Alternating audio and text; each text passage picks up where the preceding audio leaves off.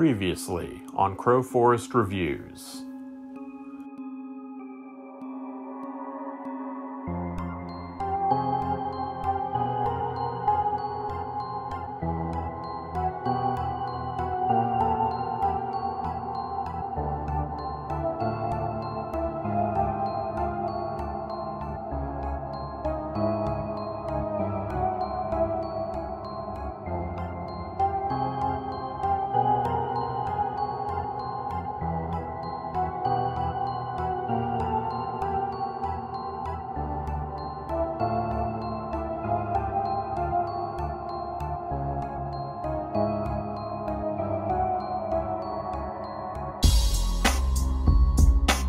And now the continuation.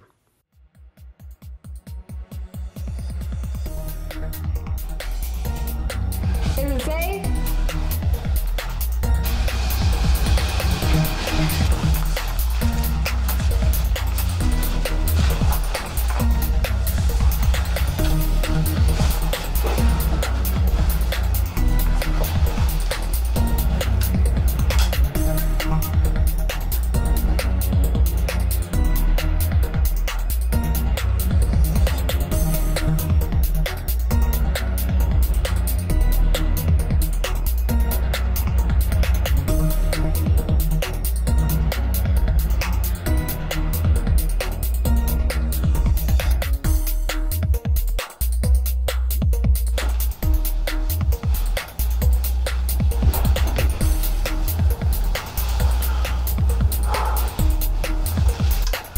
It's safe. If there was any poisonous gas in here, it's dissipated by now.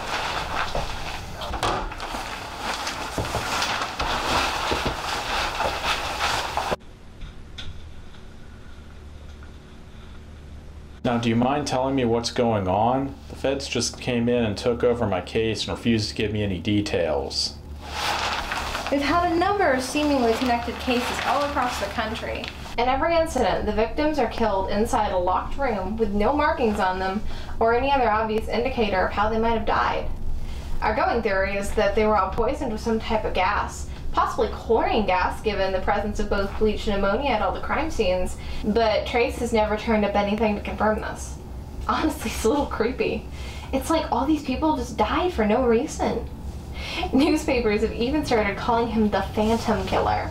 Sorry, I still don't quite understand why this is your case. I mean, sure, there's certain similarities between the cases you're describing, but what reason do you have to suspect a serial killer? Where's the signature?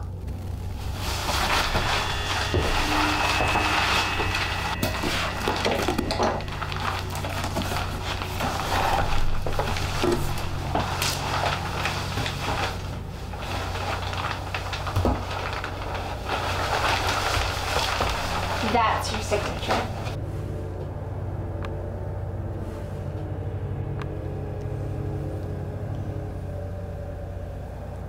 What the hell is that thing? Exactly what we've been trying to figure out.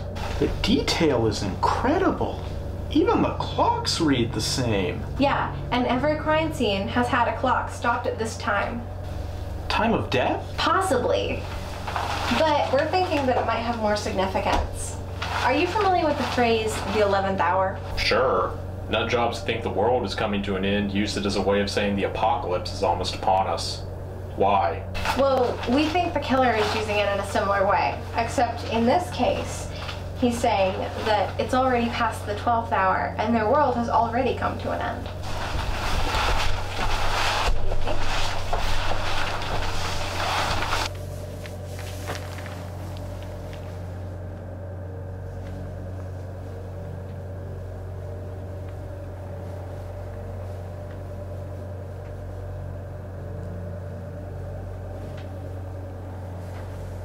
Did you move anything in this? No. Huh. You know, some of my colleagues will swear up and down that the figures in the miniature move on their own when no one's looking. I've never seen it happen before this, though. Either I'm crazy or this is a very different setup than a second ago. They definitely are, but I have no idea what would cause that.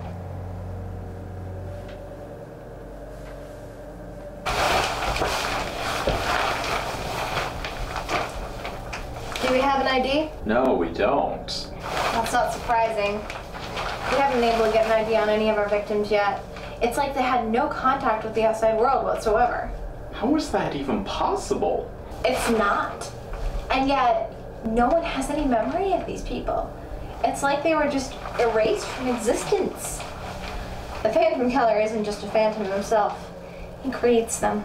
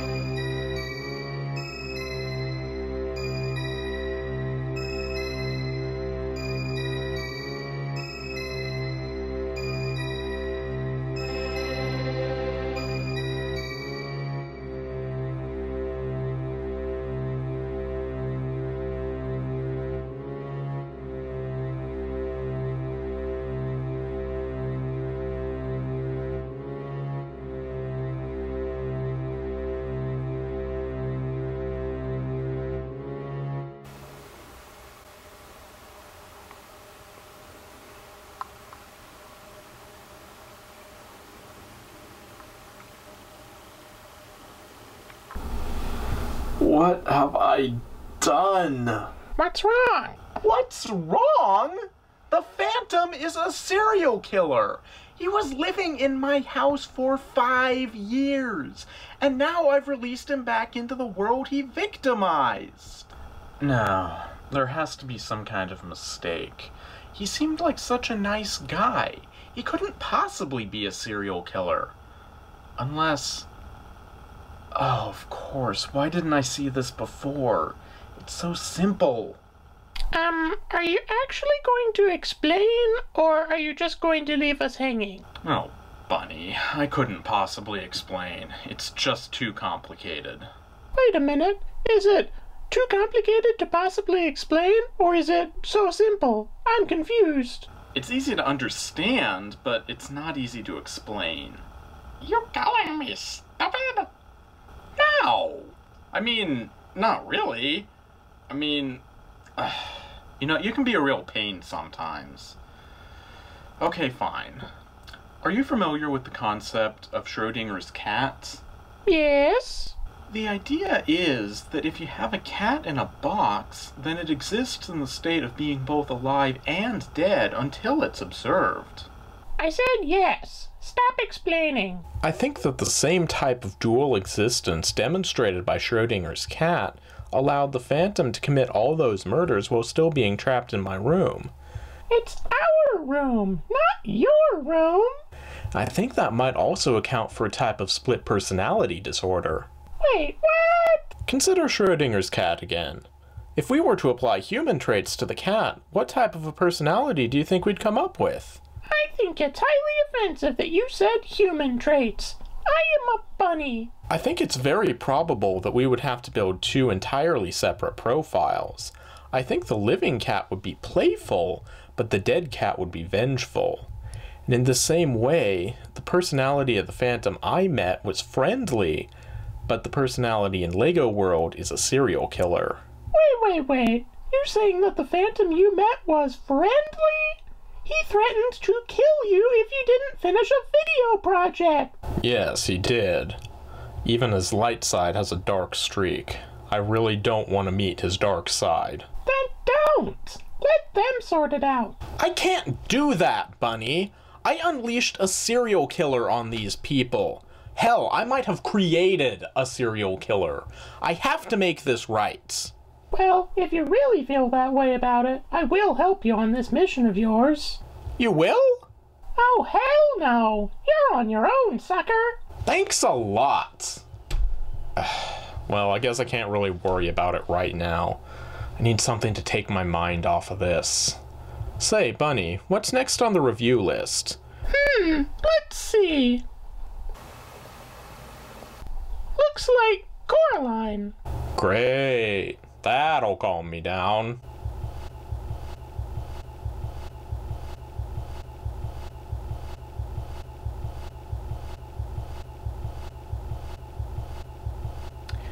No! Crowforest is our friend. Crowforest betrayed us. I won't hurt him. Crowforest must die.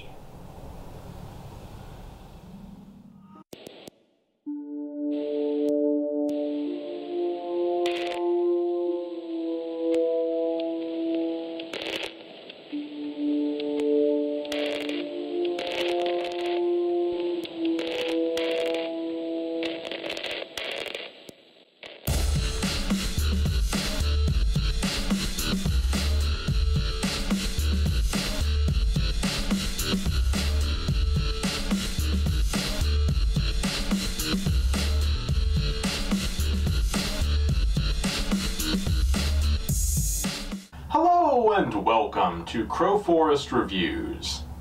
So, you're probably wondering why I'm in here talking to you instead of out there trying to do something and fix things.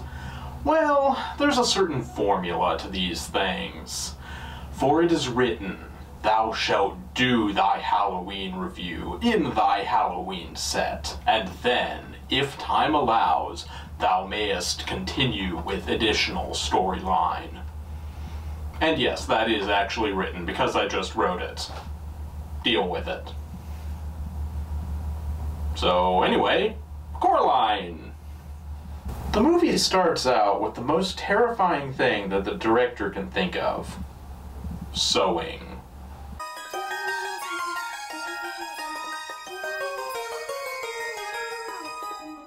Okay, that was legitimately terrifying. I am now deathly afraid of sewing. Anyway, the movie opens proper in the real world. Or, at least I think this is the real world. But if this is the real world, then what's that thing? Anyway, Coraline and her parents are just moving in, and Coraline decides to go exploring in her new and rather extensive backyard. She's looking for an old well that she heard about from one of the locals, but before she can find it, she's spooked by a cat. To be fair, it is a rather creepy looking cat. I'm just looking for an old well. Know it? Not talking, huh? Do cats normally talk in your world? But before she can get an answer from the cat, she's attacked, so we learn that the attack was really just a prank being played on Coraline by one of the local kids. A kind of welcome to the neighborhood sort of stalking and attempted murder. We further learn that the kid's name is Wybie, and so Coraline introduces herself to him. It's Coraline. Caroline what? Coraline. So Wybie shows Coraline the well, and she tests it to see how deep it is. And then she's magically in her house via this cool transition. So we learn that Coraline's mother is a writer who is paid to write about plants and dirt, despite the fact that she apparently hates to plant in dirt. And furthermore, that the whole reason that they moved in the first place was so that they would be able to plant plants in dirt. You and Dad get paid to write about plants, and you hate dirt. Nothing I just said makes any sense. Coraline's mom hands Coraline a package that she got from Wybie, and Coraline opens it to find the doll from the intro. A little me? That's weird. Coraline then gives up trying to get her mom to do something fun, so she goes to see what her dad is doing. But he, likewise, is chained to his computer writing about, you guessed it, plants and dirt. Go out and count all the doors and windows and write that down. List everything that's blue. Just... Wow, so basically this is the most boring family ever. No wonder Coraline is bored. And thus begins a montage of exploring and writing down blue things. One boring blue boy. Hopefully boring painting. And with that, she's finished her scavenger hunt, so she focuses her attention on the mysterious doll instead. The doll leads Coraline to find a secret door in the wall, but the door is locked, so Coraline has to get the key from her mother. But when her mother opens the door, it turns out that it's been bricked over. Well, that didn't work. Better cut to the next scene. Give you bowls of porridge and I give you bowls of ice cream. Ah! No! She's going to fall! Oh, it's okay. There was a bed behind her. Whoa, trippy. Coraline is woken up in the middle of the night by the scurrying of some mice. So naturally, she gets out of bed and chases them down the stairs because, well, it's more interesting than anything else in this house. The mice lead her back to the tiny door from earlier, and she pulls it open again. But this time, instead of a brick wall, Coraline discovers a plaid wormhole. You heard me right. A plaid wormhole. Is that really a stable material to construct a wormhole out of? Actually, plaid just happens to be a very durable yet flexible material, perfect for tunneling through space. And it has enough 70s energy attached to it to create a localized temporal distortion. Coraline, of course, crawls through the plaid wormhole. Wouldn't you? And she crawls out on the other side, only to find that she's in the exact same place as before. That was kind of pointless. So Coraline goes into the kitchen where her mother is cooking something. You're just in time for supper, dear. Did she always have buttons in her eyes? No, actually, this is Coraline's other mother.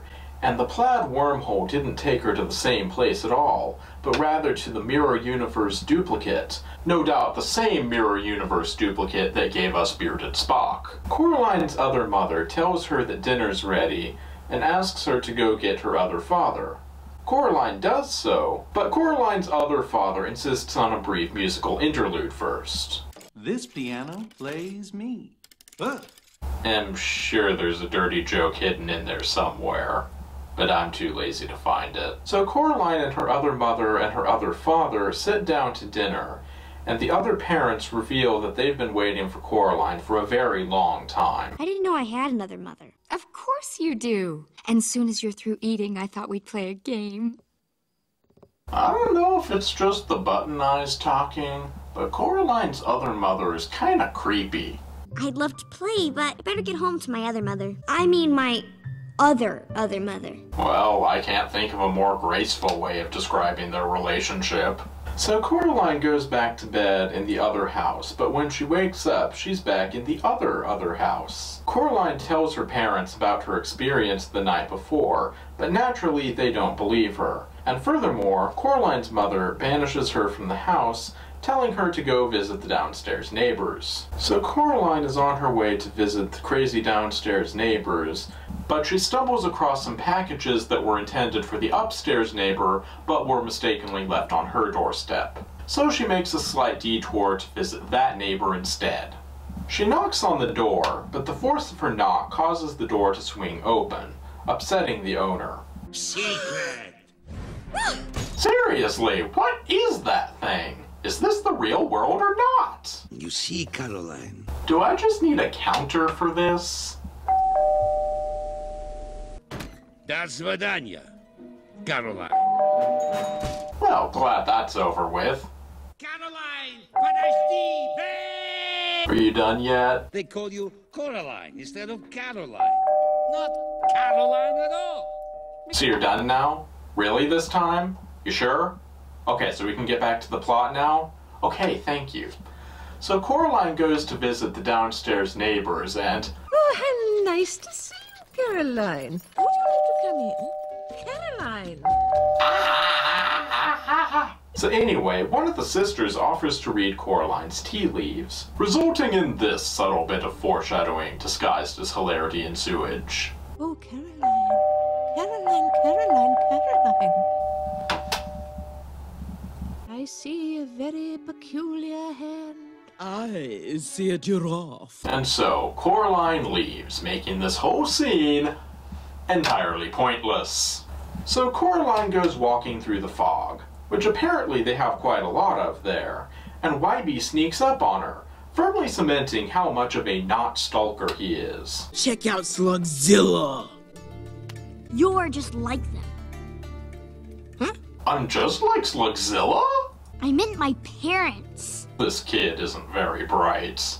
So they exchange a little more exposition, and then Wybie rides off, leaving Coraline alone with her thoughts.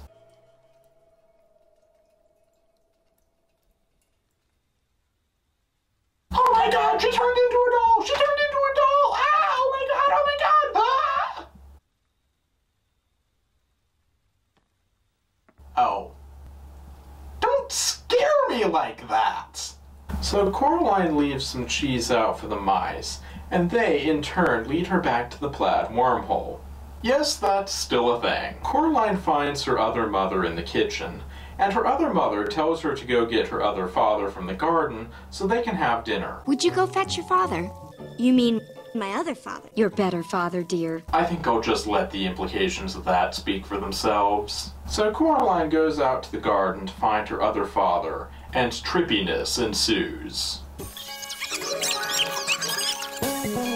Daughter in distress. Wow. He put so little emotion into that, it's actually kind of amazing. So they go in to partake of dinner breakfast food. I love dinner breakfast food. And Coraline's other mother informs Coraline that Bobinski has invited her and Wybie to watch his performance after dinner. And right on cue, Wybie comes in and his mouth has been sewn shut. I thought you'd like him more if he spoke a little less, so I fixed him. I like it. Wow, Coraline has a bit of a dark streak. So Coraline and Wybie go to the show. Whoa! Not to be morbid or anything, but just what does he plan to do with that? Snort it? So the show opens with the mice spelling out Coraline's name, and they actually get it right, making the average IQ of Elseworld mice significantly higher than that of real-world people.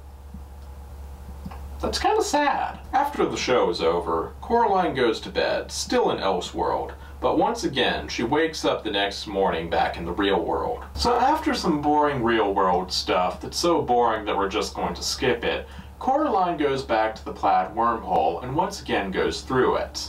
But this time, the cat from before is watching, and he doesn't like what he sees. I think. Or maybe it just saw a laser pointer. It's kind of hard to tell. So Coraline walks into the kitchen as before, but this time her other mother isn't there, and instead she finds a note. So after a bit of lunch, Coraline goes outside, where... Ha! I knew it wasn't a laser pointer! So anyway, the cat exposits that he is himself and that himself can talk. I'm me. How can you talk? I just can. Thanks! That clears everything up! Well, I guess it kind of figures that if cats could talk, they wouldn't have anything very sensible to say. You probably think this world is a dream come true, but you're wrong. Great, so this cat is every cliched speech ever, all rolled into one cat. We cats have far superior senses and can see and smell and... We have better sight, an increased sense of smell, and our sense of ADD is really quite advanced. Pardon me for a moment. Squirrel! So with the cat suddenly gone, Coraline goes to see the downstairs neighbors, who are apparently doing a performance of their own. And why do I get the feeling that this scene isn't going anywhere either? Let's just skip ahead a bit to see if anything happens.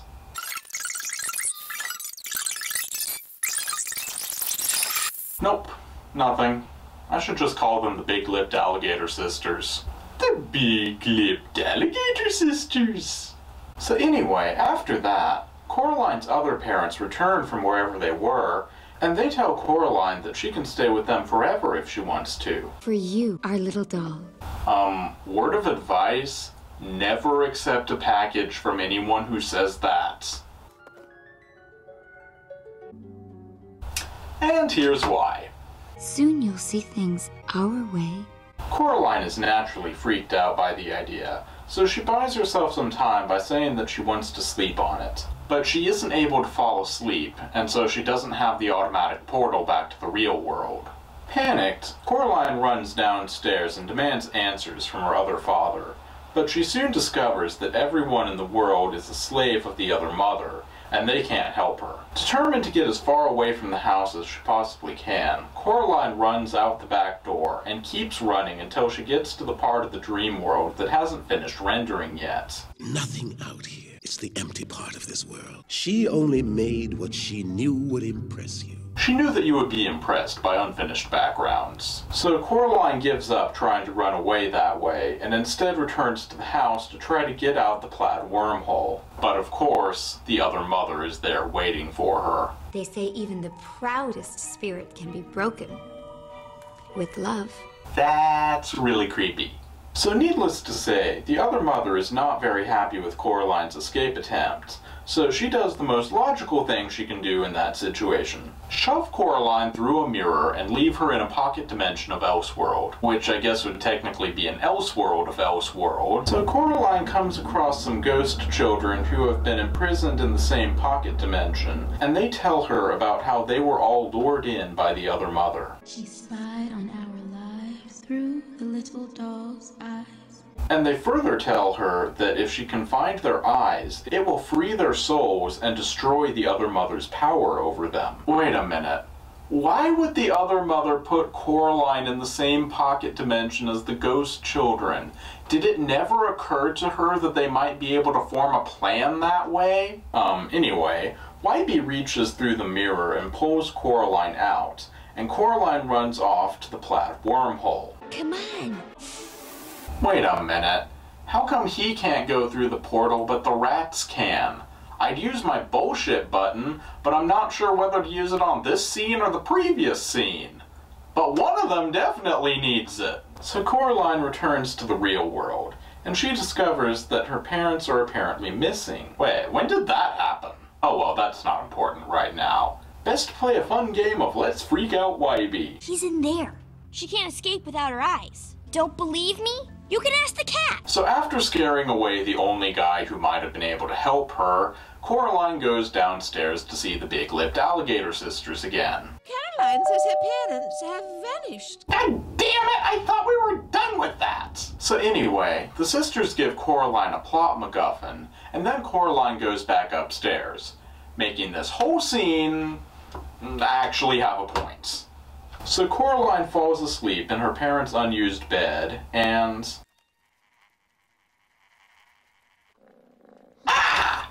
Don't do that! So Coraline and the cat go downstairs, where the cat shows her that her parents have been imprisoned in a mirror. Okay, seriously, when did that happen? They have never been through the plaid wormhole. This makes no sense. How did this happen? How could this happen to me? That's a legit question. Oh, she's taken them. And that is not a legit answer.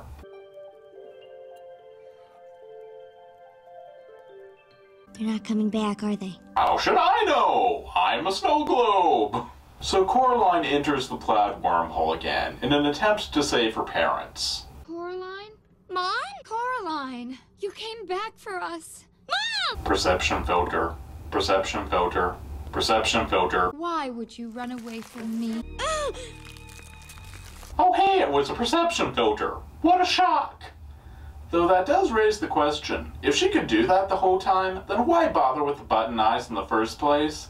That was the first red flag here. So Coraline decides to take advantage of the other mother's apparent love for games, and she proposes a competition for her freedom. Why don't we play a game? Finding things game. The eyes of the ghost children. But before she begins her search, Coraline insists on a clue. Not till you give me a clue. So Coraline goes out into the garden, which promptly tries to eat her, as gardens frequently do.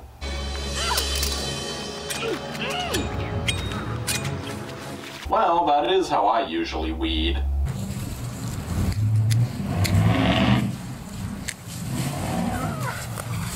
So Coraline looks through the plot MacGuffin from earlier, and she discovers that it turns everything black and white except for the eyes. So she's able to find the one in the garden pretty quickly.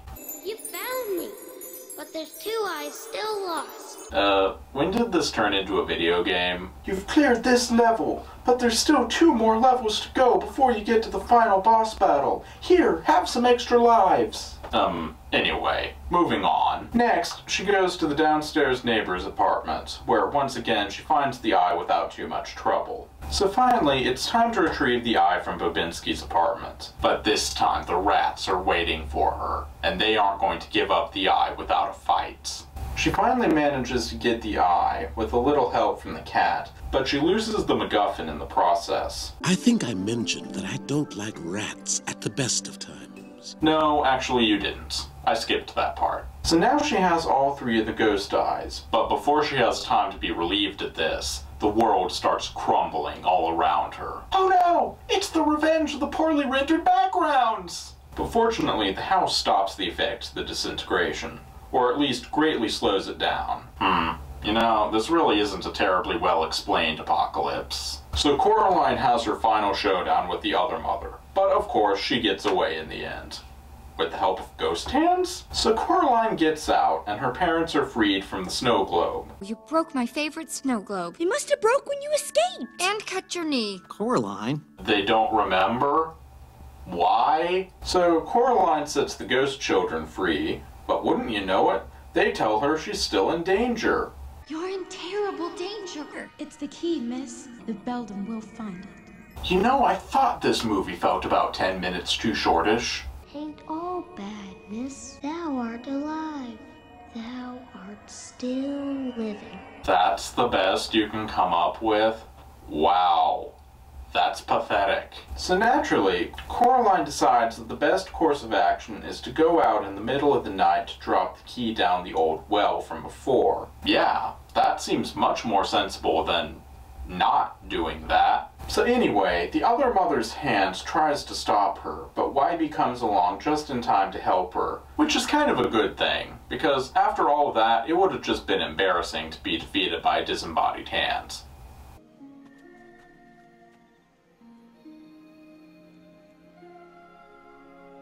What are you doing? So that was Coraline.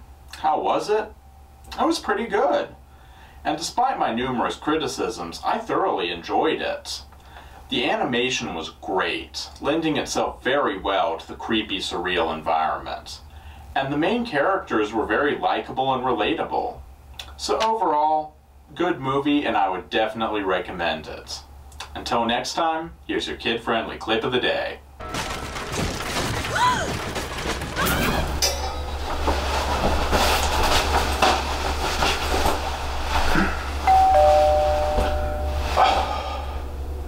Do you mind getting that, Harvey?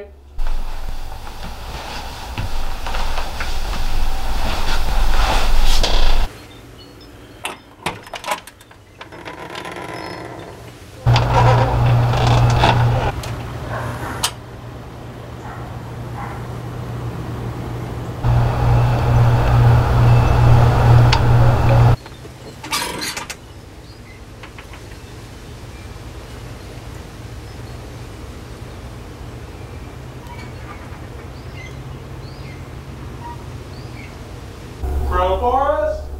You got a package from the demonic elves world again?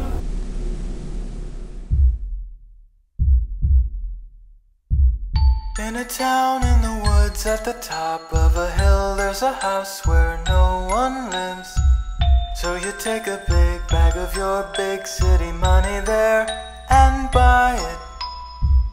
But at night when the house is dark and you're all alone, there's a noise upstairs.